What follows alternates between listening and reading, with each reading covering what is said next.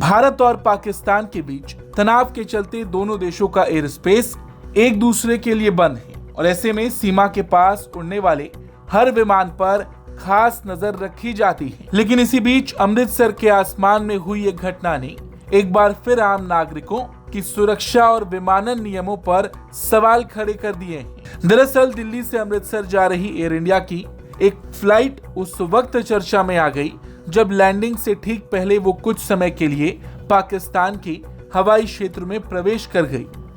हालांकि ये घटना बेहद कम समय की थी और विमान सुरक्षित रूप से वापस भारतीय हवाई क्षेत्र में लौट आया, लेकिन मामले को गंभीरता से लेते हुए अधिकारियों ने जांच शुरू कर दी है। दरअसल 22 जून की रात एयर इंडिया की फ्लाइट AI-479 दिल्ली के इंदिरा गांधी एयरपोर्ट से रात करीब 9:07 पर रवाना हुई। इस विमान को रात करीब 10:30 बजे अमृतसर के श्री गुरु रामदास जी इंटरनेशनल एयरपोर्ट पर उतरना था, लेकिन उसी दौरान अमृतसर एयरपोर्ट पर एक और विमान के बर्ड हिट की सूचना मिलने के बाद रनवे का निरीक्षण किया जा रहा था और इसी वजह से AI-479 को कुछ समय तक अमृतसर के ऊपर होल्डिंग में रखा गया।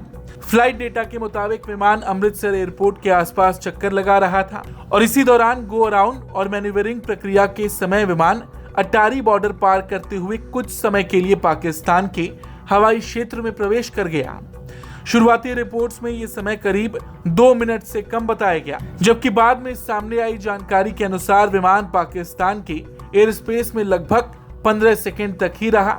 सूत्रों के मुताबिक विमान को पाकिस्तान के लाहौर एयर ट्रैफिक कंट्रोल की ओर से अलर्ट किया गया, जिसके बाद तुरंत समन्वय करते हुए विमान भारतीय हवाई क्षेत्र में वापस लौट गया। अनुभवी पायलटों का कहना है कि अमृतसर और जम्मू जैसे सीमावर्ती हवाई अड्डों पर लैंडिंग के दौरान बेहद सावधानी बरतनी पड़ती है, क्योंकि अंतर्राष्ट्रीय सीमा एयरपोर्ट के काफी करीब है। खासकर उत्तर दिशा से आने वाले विमानों को कम दायरे में मोड़ते हुए लैंडिंग करनी होती है ताकि वो पाकिस्तान के हवाई क्षेत्र में ना जाएं। वहीं इस बीच AI-479 के क्रू ने अमृतसर में लैंडिंग की बजाय विमान को उसके वैकल्पिक एयरपोर्ट दिल्ली में ले जाने का फैसला किया। सूत्रों का कहना है कि ऐसा डायवर्जन फ्यूल लिमिट या अनस्टेबलाइज्ड अप्रोच जैसी वजहों से किया गया हो सकता है। वहीं विमान रात 11:27 पर वापस सुरक्षित रूप से दिल्ली लौट गया।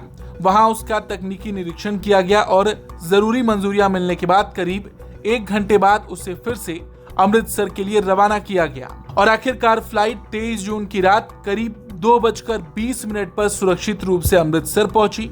इस पूरी प्रक्रिया के चलते विमान अपने गंतव्य तक करीब 4 घंटे की देरी से पहुंचा। वहीं घटना के बाद नागरिक उड्डयन मंत्रालय ने कहा कि रनवे निरीक्षण के कारण विमान को होल्ड पर रखा गया था और अप्रोच शुरू करने के दौरान वह संक्षिप्त रूप से पाकिस्तान के हवाई क्षेत्र में चला गया।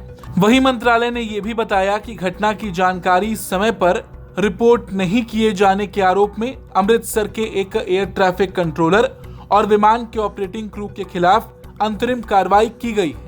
वहीं एयर इंडिया का भी एक बयान सामने आया। एयर इंडिया ने अपने बयान में कहा कि 22 जून को दिल्ली से अमृतसर जा रही फ्लाइट AI-479 के क्रू ने गो अराउंड प्रक्रिया के दौरान मामूली रूप से पाकिस्तान के हवाई क्षेत्र का उल्लंघन किया।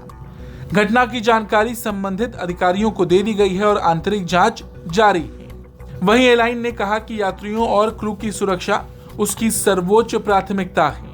आपको बता दें, ये घटना ऐसे वक्त पर हुई जब भारत और पाकिस्तान के बीच तनाव के चलते दोनों देशों का एयर स्पेस एक दूसरे के लिए बंद रहता है। हालांकि इससे पहले 12 जून को पाकिस्तान की एयरलाइन फ्लाई जिन्ना की लाहौर से दुबई जा रही फ्लाइट भी खराब मौसम के कारण कुछ समय के लिए भारतीय हवाई क्षेत्र में प्रवेश कर गई थी, जिसके बाद उसे भी वापस अपने निर्धारित मार्ग पर भेज दिया गया था।